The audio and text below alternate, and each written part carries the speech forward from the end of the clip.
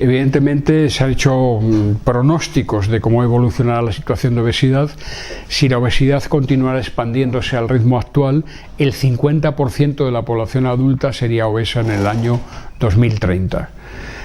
Pensando en que algunas de las medidas que estamos tomando fueran eficaces, se ha calculado que el 42% de la población adulta sería obesa. Estamos hablando de muchos millones de habitantes. Esto significa que necesitamos urgentemente realizar medidas de prevención para evitar la obesidad, sobre todo en niños, y encontrar tratamientos mucho más eficaces. La tasa es que un niño delgado, cuando sea adulto, tiene un 15% de riesgo de ser obeso. Un niño obeso, cuando sea adulto, tiene un 82% de riesgo de ser obeso. Significa que niño obeso automáticamente es adulto obeso. Esto es muy importante porque desmonta muchos mitos que hay en la población, sobre todo en nuestras abuelas. Dicen, bueno, el niño aunque sea un poco regordete no importa, pero cuando dé el estirón se le pasará. No es verdad, no es verdad. Por lo tanto, nosotros cuando haya un problema de sobrepeso o obesidad en la infancia, debe ser tratado muy activamente. He comparado la situación actual con la obesidad con la que teníamos con el tabaquismo hace 25 años. Primero los médicos explicamos que era un peligroso para la humanidad.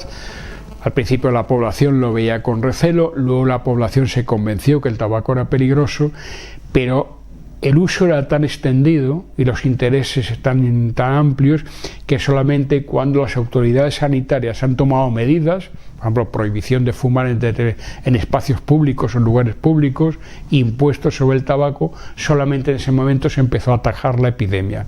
Con la obesidad pasa exactamente lo mismo. En estos momentos gran parte de la población está convencida de que es una enfermedad muy seria y muy peligrosa. Evidentemente los médicos seguimos haciendo mucho hincapié en esto, pero solamente cuando los administradores sanitarios y los políticos vean el riesgo que tienen para su población, para sus habitantes, la epidemia de obesidad, empezarán a tomar medidas de tipo impuestos, de tipo limitaciones, que sea lo que nos permitirá atajar la epidemia de obesidad. Por eso en la Sociedad para el Estudio de la Obesidad hemos lanzado un programa que se llama Prevención de la Obesidad, aligera tu vida, apoyado y reconocido por el Gobierno de España, recogido en el Boletín Oficial del Estado durante los años 16, 17 y 18, en el cual vamos a intentar hacer una alianza de todos los sectores, todas las capas sociales, todas las administraciones, para todos juntos luchar para prevenir y controlar la obesidad. La cirugía bariátrica está reservada solamente para los casos más graves de obesidad, los casos extremos, pacientes que pesan 150 kilos, 160 kilos, que evidentemente ya no pueden salir de esa situación por otros métodos. Debemos tener en cuenta que la cirugía bariátrica se ha demostrado que es eficaz, reduce el peso corporal, elimina complicaciones y aumenta la esperanza de vida de los pacientes. Si no se operan tienen más riesgo de fallecer que si se operan. Pero es una cirugía irreversible, es una cirugía importante, costosa, y lógicamente solamente pueden ser reservados para casos muy graves, para casos que es imprescindible hacerlo.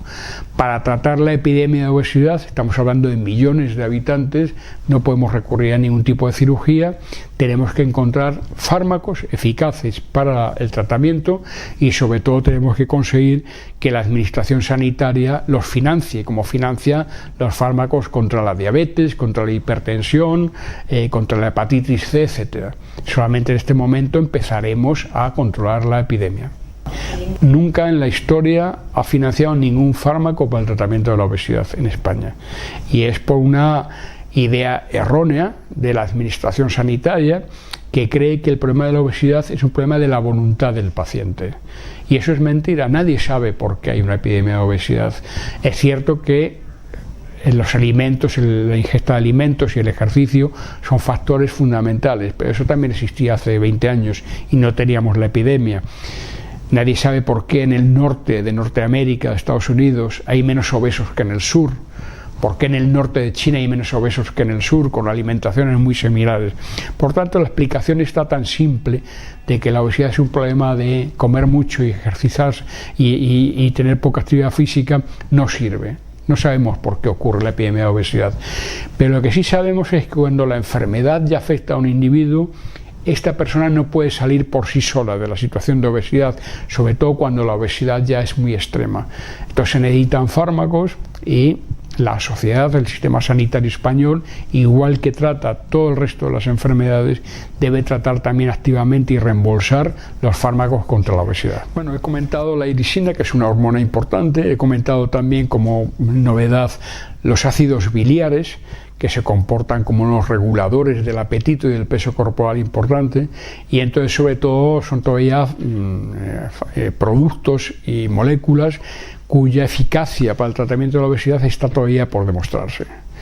Pero lo que sí he querido, que teníamos muchos estudiantes presentes en la sala, es mandarles el mensaje de que está en sus manos, de que el tema de la regulación del peso corporal y de la homeostasis energética todavía no está bien conocido. Faltan muchas más hormonas y mecanismos por descubrir, y a lo mejor son ellos los que tienen que descubrirlos. Está en sus manos, están empezando, tienen toda la vida por delante. El tema es qué pasa cuando los niños que ahora son obesos se hagan obesos de adultos. Quiero decir, los obesos que ahora mismo tenemos, los pacientes adultos, generalmente no fueron obesos de niños, porque hacían mucho ejercicio, corrían, era otro ambiente.